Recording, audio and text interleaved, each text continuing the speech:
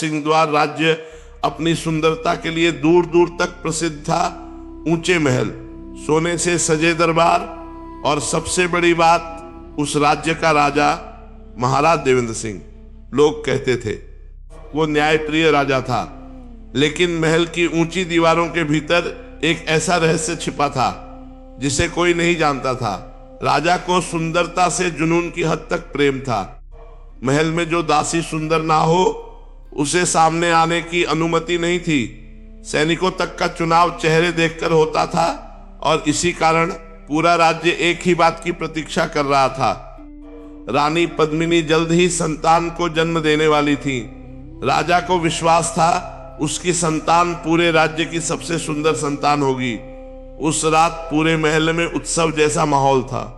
दासियां फूल सजा रही थी, मंदिरों में घंटे बज रहे थे, लेकिन आधी रात के बाद अचानक रानी के कक्ष से बच्चे के रोने की आवाज आई। पूरा महल खुशियों से भर गया। राजा तेजी से भीतर पहुंचे। पुत्र हुआ या पुत्री? दाई कुछ सेकंड चुप रही, फिर धीरे से बोली, पुत्री हुई है महाराज। राजा मुस्कुराए, लेकिन अगले ही पल उन्होंने दाई के चेहरे पर डर देखा। उनकी आंखें सिकुड़ गईं। क्या हुआ? दाई कांपने लगी। उसने धीरे धीरे बच्ची को कपड़े में लपेटकर राजा की तरफ बढ़ाया। राजा ने जैसे ही बच्ची का चेहरा देखा, उनकी मुस्कान गायब हो गई। पूरा कमरा शांत हो गया। बच्ची का रंग बिल्कुल काला था, इतना गहरा कि कमरे में खड़ी दासियां तक डरकर एक दूसरे को देखने लगी। राजा की आंखों में अविश्वास उतर आया। ये क्या है? रानी पद्मिनी ने कमजोर आवाज में कहा, महाराज, हमारी बेटी। लेकिन राजा जैसे सुन ही नहीं रहे थे। उन्होंने बच्ची को घूरते हुए कहा, यह मेरी संतान नहीं हो सकती। पूरा कक्ष कांप उठा। रानी की आंखों से आंसू निकल पड़े। ऐसा मत कहिए। राजा क्रोध से भर उठे। पूरे राजवंश में कभी कोई ऐसा पैदा नहीं हुआ। दाई घुटनों पर गिर गई। महाराज, बच्ची पूरी तरह स्वस्थ है। राजा गरज पड़े, चुप। उन्होंने बच्ची को दासी की तरफ वापस फेंक दिया। रानी रो पड़ी, वो आपकी बेटी है। लेकिन राजा का चेहरा कठोर हो चुका था। उनकी आंखों में घृणा साफ दिखाई दे रही थी। पूरा राज्य मेरा मजाक उड़ाएगा। उसी समय बाहर बिजली कड़की। महल में सन्नाटा फैल गया। राजा कुछ पल सोचते रहे, फिर धीरे धीरे बोले, सुबह होने से पहले इस बच्ची को महल से दूर फेंकवा दो। पूरा कमरा जम गया। रानी चीख उठी नहीं। उन्होंने रोते हुए बच्ची को सीने से लगा लिया। आप ऐसा नहीं कर सकते। राजा ने नजरें फेर ली। मैं पूरे राज्य को यह चेहरा नहीं दिखा सकता। रानी उनके पैरों में गिर गई। वो निर्दोष है। लेकिन राजा का दिल पत्थर बन चुका था। उन्होंने सैनिकों को बुला लिया। आदेश पूरा होना चाहिए। रानी लगातार रोती रही, लेकिन किसी ने उनकी नहीं सुनी। आधी रात तेज बारिश और दो सैनिक उस छोटी बच्ची को कपड़े में लपेटकर जंगल की तरफ ले जा रहे थे। बच्ची लगातार रो रही थी। एक सैनिक की आंखें भर आईं। हम बहुत बड़ा पाप कर रहे हैं। दूसरा बोला, राजा का आदेश है। कुछ देर बाद वो घने जंगल के बीच पहुंचे। चारों तरफ अंधेरा, जंगली जानवरों की आवाजें। पहला सैनिक कांप गया। अगर कोई जानवर इसे खा गया तो? दूसरा चुप रहा। फिर उसने धीरे से बच्ची को एक बड़े पेड़ के नीचे रख दिया। बारिश लगातार उसके छोटे चेहरे पर गिर रही थी। बच्ची जोर जोर से रो रही थी। पहला सैनिक रो पड़ा, भगवान हमें कभी माफ नहीं करेंगे। उसी समय अचानक जंगल में तेज हवा चलने लगी। पेड़ों की शाखाएं जोर जोर से हिलने लगी। दोनों सैनिक घबरा गए और अगले ही पल उन्हें दूर अंधेरे में कोई सफेद आकृति दिखाई दी। लंबे सफेद बाल, हाथ में चमकता दंड और आंखें जो अंधेरे में भी चमक रही थी। दोनों सैनिक डर से पीछे हट गए। वो आकृति धीरे धीरे बच्ची की तरफ बढ़ने लगी। फिर जैसे ही उसने उस बच्ची को गोद में उठाया, पूरा जंगल अचानक शांत हो गया। पूरा जंगल अचानक शांत हो गया। ना हवा की आवाज, ना जानवरों की, सिर्फ उस छोटी बच्ची के रोने की धीमी आवाज बची थी। दोनों सैनिक कांपते हुए उस सफेद आकृति को देख रहे थे। वो कोई साधारण स्त्री नहीं लग रही थी। उसके लंबे सफेद बाल जमीन तक लटक रहे थे। शरीर से हल्की सुनहरी रोशनी निकल रही थी और जैसे ही उसने बच्ची को गोद में उठाया, बच्ची रोना बंद कर चुकी थी। पहला सैनिक डरते हुए बोला, कौन हो तुम? लेकिन उस स्त्री ने जवाब नहीं दिया। वो सिर्फ बच्ची के चेहरे को देखती रही। फिर धीरे धीरे उसके होठों पर मुस्कान आई। तो आखिर ये जन्म ले चुकी दोनों सैनिक एक दूसरे को देखने लगे। उन्हें कुछ समझ नहीं आ रहा था। दूसरा सैनिक कांपती आवाज में बोला, हम इसे छोड़कर जा रहे थे। इस बार वो स्त्री धीरे धीरे उनकी तरफ मुड़ी। उसकी आंखों में ऐसी चमक थी जिसे देखकर दोनों सैनिकों का खून सूख गया। तुम लोग जानते भी हो किसे मरने के लिए छोड़ गए हो? अचानक हवा फिर चलने लगी। पेड़ों की शाखाएं जोर जोर से हिलने लगी। पहला सैनिक घुटनों पर बैठ गया। हमने मजबूरी में किया, राजा का आदेश था। स्त्री कुछ सेकंड उन्हें देखती रही, फिर उसने बच्ची को सीने से लगा लिया और अगले ही पल ऐसी घटना हुई कि दोनों सैनिक डर से कांप उठे। बच्ची का काला शरीर हल्की सुनहरी रोशनी से चमकने लगा। उसके माथे पर छोटा सा उजला निशान उभर आया। स्त्री की आंखें भर आईं। ठीक वैसा ही चिन्ह। दोनों सैनिक अब सचमुच डर चुके थे। ये कौन है? स्त्री ने धीरे धीरे कहा, जिसे तुम्हारा राजा अभिशाप समझ रहा है, वही इस राज्य का सबसे बड़ा वरदान बनेगी। अचानक आसमान में जोरदार बिजली कड़की। पूरा जंगल रोशनी से भर गया और उसी पल दोनों सैनिकों ने उस स्त्री के पीछे कुछ देखा। सैकड़ों सफेद पक्षी पेड़ों पर आकर बैठ चुके थे, लेकिन वो सामान्य पक्षी नहीं थे। उनकी आंखें हल्की नीली चमक रही थी। पहला सैनिक डरकर पीछे हट गया। ये कोई देवी है?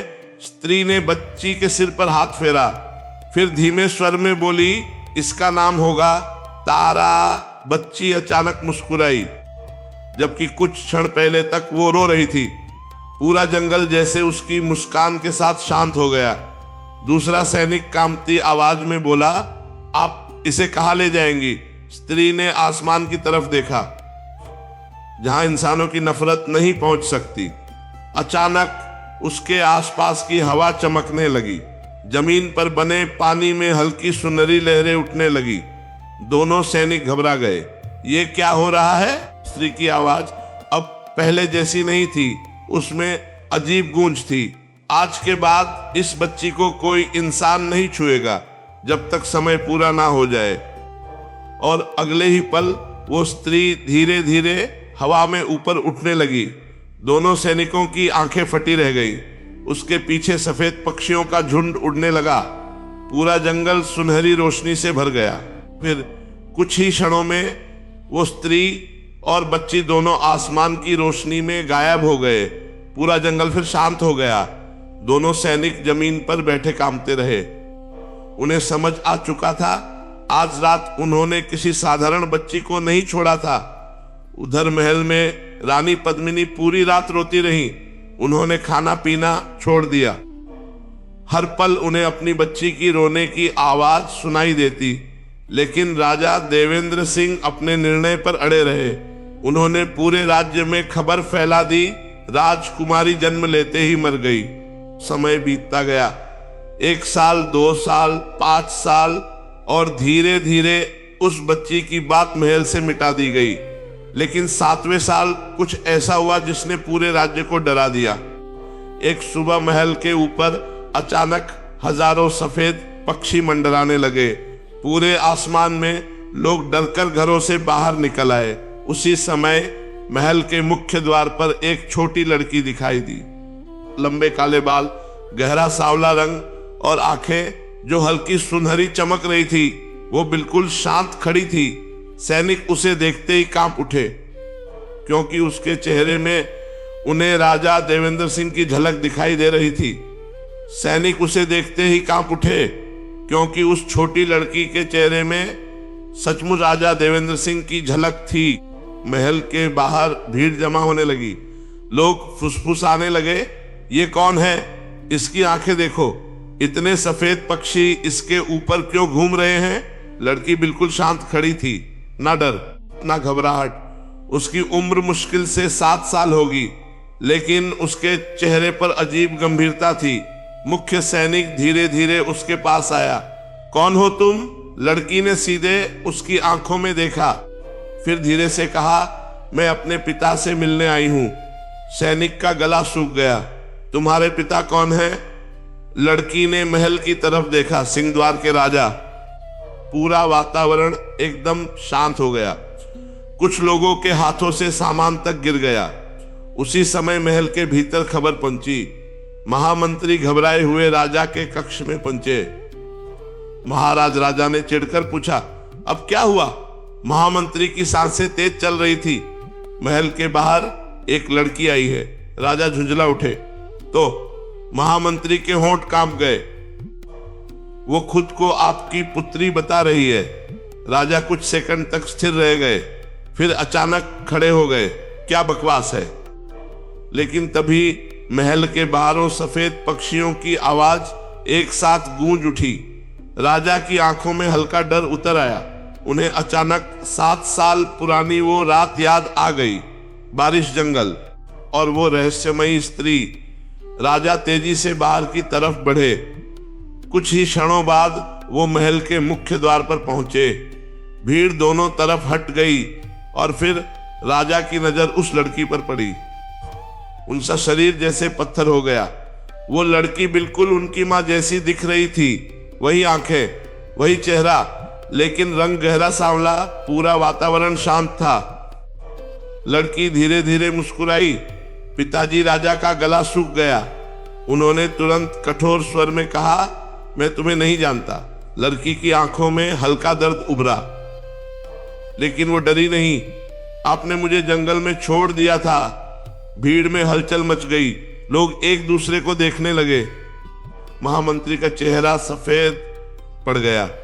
राजा गरज उठे, चुप। लेकिन उसी समय महल के ऊपर उड़ रहे सारे सफेद पक्षी अचानक नीचे उतरने लगे। सैकड़ों पक्षी आकर उस लड़की के आसपास बैठ गए। पूरा दृश्य इतना अजीब था कि लोग डरकर पीछे हटने लगे। राजा के हाथ कांपने लगे। लड़की धीरे धीरे बोली, जिसे आपने अपशकुन समझा, उसे देवताओं ने आशीर्वाद बनाकर पाला है। अचानक आसमान में तेज रोशनी फैली। पूरा महल सुनहरी चमक से भर गया और अगले ही पल वही सफेद वस्त्रों वाली रहस्यमय स्त्री आसमान से उतरती दिखाई दी। भीड़ डर से घुटनों पर बैठ गई। महामंत्री कांपते हुए बोले, देवी। राजा की सांस रुक गई। वो स्त्री धीरे धीरे लड़की के पास आकर खड़ी हो गई। उसकी आंखें अब राजा पर थीं। 7 साल पहले तूने अपने ही रक्त को ठुकराया था। राजा का सिर झुकने लगा। पहली बार उन्हें अपने पाप का भार महसूस हुआ। स्त्री बोली, तूने रंग देखकर फैसला किया। भगवान ने आत्मा देखकर। पूरा महल शांत हो गया। लड़की धीरे धीरे आगे बढ़ी। अब वो राजा के बिल्कुल सामने थी। उसकी आंखों में गुस्सा नहीं था, बस दुख। मैं 7 साल हर रात यही सोचती रही। उसकी आवाज कांप गई। क्या मैं सच में इतनी बुरी थी? राजा की आंखें भर आईं। उन्हें पहली बार एहसास हुआ उन्होंने एक मासूम बच्ची से उसका बचपन छीन लिया था। राजा धीरे धीरे घुटनों पर बैठ गए। पूरा राज स्तब्ध रह गया। सिंहद्वार का राजा एक छोटी बच्ची के सामने झुका हुआ था। उनकी आंखों से आंसू बहने लगे। मुझे माफ कर। 2 लड़की चुप रही। राजा रो पड़े। मैंने सुंदरता के घमंड में इंसानियत खो दी। उसी समय सफेद वस्त्रों वाली स्त्री मुस्कुराई। आज पहली बार तू सच में राजा बना है। अचानक उसके आसपास की सुनहरी रोशनी और तेज हो गई। महल में खड़े लोग आंखें ढकने लगे और अगले ही पल तारा के शरीर से हल्की चमक निकलने लगी। उसका सांवला चेहरा दिव्य आभा से भर गया। भीड़ अवाक रह गई। अब वो किसी साधारण लड़की जैसी नहीं लग रही थी। उसके आसपास सफेद पक्षी घूम रहे थे, जैसे स्वर्ग की कोई अप्सरा धरती पर उतर आई हो। महामंत्री कांपते हुए बोले, ये तो देवी समान है। स्त्री ने धीरे से कहा, जिसे तुम लोगों ने काला समझा, स्वर्ग ने उसे सबसे सुंदर बनाया है। कुछ पल बाद आसमान से हल्के सफेद फूल गिरने लगे। पूरा राज्य घुटनों पर झुक गया। और उस दिन के बाद सिंहद्वार राज्य में किसी बच्चे का मूल्य उसके रंग से नहीं, उसके दिल से तय किया जाने लगा। पूरा राज्य घुटनों पर झुका हुआ था। आसमान से गिरते सफेद फूलों के बीच तारा शांत खड़ी थी। उसके आसपास घूमते सफेद पक्षी पूरे वातावरण को दिव्य बना रहे थे। लेकिन उसी समय महल के पीछे अचानक जोरदार चीख सुनाई दी। आ! पूरा दरबार कांप उठा। लोग डरकर पीछे हट गए। राजा तुरंत खड़े हो गए। ये आवाज कैसी थी? महामंत्री घबराकर बोले, महाराज, ये पुरानी कारागार की दिशा से आई है। सफेद वस्त्रों वाली रहस्यमयी स्त्री का चेहरा अचानक गंभीर हो गया। उसकी आंखें महल के पीछे बने पुराने हिस्से की तरफ उठी। तारा ने धीरे से पूछा, क्या हुआ माता? स्त्री की आवाज भारी हो गई। जिस पाप से इसे दूर रखा गया था वो जाग चुका है। पूरा वातावरण फिर ठंडा पड़ गया। राजा घबरा गए। कौन जाग गया? लेकिन तभी महल की जमीन हल्के हल्के कांपने लगी। धड़ धड़ जैसे नीचे कहीं कोई भारी चीज चल रही हो। लोग चीखते हुए पीछे हटने लगे। महामंत्री का चेहरा डर से सफेद पड़ चुका था। नहीं, इतने वर्षों बाद नहीं। राजा ने तुरंत उनकी तरफ देखा। तुम कुछ जानते हो? महामंत्री कांपते हुए बोले, 7 साल पहले जिस रात राजकुमारी को जंगल भेजा गया, उसी रात महल के नीचे बंद प्राचीन कारागार अपने आप खुल गई थी।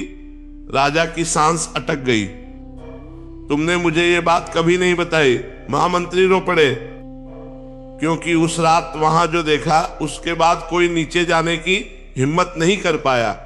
उसी समय महल के पीछे से काला धुआं उठने लगा। सैनिक डरकर भागने लगे और अगले ही पल कारागार का विशाल दरवाजा अपने आप टूट गया। धड़ाम! पूरा राज्य दहल उठा।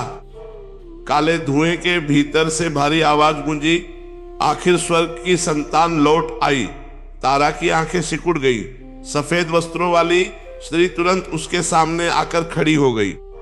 उसकी आवाज पहली बार कठोर हुई, पीछे रहना तारा। लेकिन अब देर हो चुकी थी। काले धुएं के भीतर 2 लाल आंखें खुली, इतनी विशाल कि कई लोग डरकर बेहोश हो गए। राजा का शरीर कांपने लगा। ये क्या है? महामंत्री घुटनों पर गिर पड़े। यही कारण था कि राजमहल पर वर्षों पहले श्राप लगा था। धुआं धीरे धीरे इंसानी आकृति में बदलने लगा। कुछ ही क्षणों में एक विशाल काला पुरुष सबके सामने खड़ा था। लंबे बिखरे बाल, पूरा शरीर धुएं जैसा और आंखें खून की तरह लाल। उसकी नजर सीधे तारा पर थी। मैं 7 साल से तेरी प्रतीक्षा कर रहा था। तारा पहली बार डरी। उसने स्त्री का हाथ पकड़ लिया। ये कौन है? स्त्री की आंखों में दर्द उतर आया। तेरे जन्म से पहले स्वर्गलोक की एक अप्सरा ने एक श्रापित असुर से प्रेम किया था। पूरा महल शांत हो गया। राजा अविश्वास से सुन रहे थे। स्त्री बोली, उस अप्सरा की संतान थी। तारा राजा की आंखें फैल गई। क्या? स्त्री धीरे धीरे उनकी तरफ मुड़ी। तू इसका असली पिता नहीं है। पूरा राज्य स्तब्ध रह गया। राजा के पैरों तले जमीन खिसक गई। उन्हें अचानक याद आया, रानी पद्मिनी हमेशा कहती थी कि तारा ईश्वर का वरदान है, लेकिन उन्होंने कभी विश्वास नहीं किया। उसी समय काला पुरुष हंस पड़ा। उसकी हंसी से पूरा महल कांप गया। और मैं हूं उसका असली पिता। तारा की सांस रुक गई। उसकी आंखों में आंसू भर आए। नहीं, लेकिन काला पुरुष आगे बढ़ा। तेरे भीतर स्वर्ग और अंधकार दोनों का रक्त है। सफेद वस्त्रों वाली स्त्री गर्जी। एक कदम और आगे बढ़ाया तो यही खत्म कर दूंगी। अचानक उसके शरीर से तेज सुनहरी रोशनी निकलने लगी। आसमान चमक उठा। काला पुरुष भीषण हंसी हंसा और अगले ही पल पूरा महल 2 शक्तियों की टक्कर से कांप उठा। सैनिक भागने लगे। आसमान में बिजली चमकने लगी। तारा डर से पीछे हट गई। लेकिन तभी राजा देवेंद्र सिंह अचानक उसके सामने आकर खड़े हो गए। पहली बार एक पिता की तरह उन्होंने कांपते हुए कहा, अब चाहे जो हो जाए, मैं तुझे फिर अकेला नहीं छोड़ूंगा। तारा की आंखों से आंसू बह निकले। उसी समय काला पुरुष गरजा, वो मेरी संतान है। लेकिन राजा पहली बार बिना डरे खड़े रहे। संतान खून से नहीं, उन्होंने तारा का हाथ पकड़ लिया। दिल से अपनी होती है। पूरा वातावरण अचानक शांत होने लगा। तारा के माथे का सुनहरा चिन्ह चमक उठा। सफेद पक्षी एक साथ आसमान में उड़ने लगे और अगले ही पल तारा के शरीर से इतनी तेज दिव्य रोशनी निकली कि सबने आंखें बंद कर लीं। काला पुरुष दर्द से चीख उठा। नहीं, उसका शरीर जलने लगा, धुआं बिखरने लगा। सफेद वस्त्रों वाली स्त्री मुस्कुराई। जिस बच्ची को धरती ने ठुकराया, स्वर्ग ने उसे अपना लिया। कुछ ही क्षणों में काला पुरुष राख बनकर हवा में गायब हो गया। आसमान साफ हो गया, महल शांत हो गया और उसी पल तारा के पीछे हल्के सुनहरे पंख दिखाई दिए।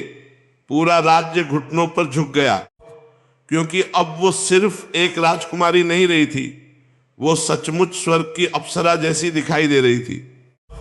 उस दिन के बाद राजा देवेंद्र सिंह ने पूरे राज्य में एक नियम बना दिया, किसी इंसान की कीमत उसके रंग से नहीं, उसके कर्मों से तय होगी।